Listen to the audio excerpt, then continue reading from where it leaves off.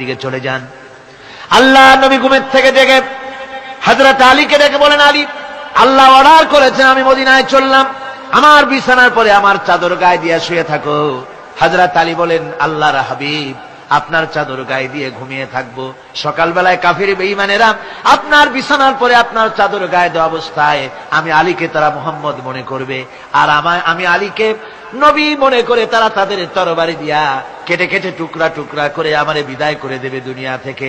এতটুকুনো পরোয়া করি না, বরং আমার দিলের মধ্যে এটাই তৃপ্তি থাকবে যে আমি আলীর জীবনের বিনিময় আল্লাহর হাবিব দুনিয়ায় বেঁচে আছেন। নবীজি ঘরের থেকে বেরোলেন, চতুর্দিকে কাফেররা দাঁড়ানো। আল্লাহ নবী হাতে এক মুষ্টি বালু হাতে নিয়ে শাহ হাতেল বজু পড়ে 3 বার দম করে বালুগুলো ছেড়ে দিলেন। বালিগুলি ঘরের চতুর্দিকে কাফেরদের চোখে চলে গেল।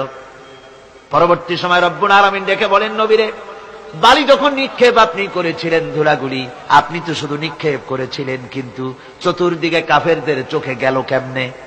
একদিকে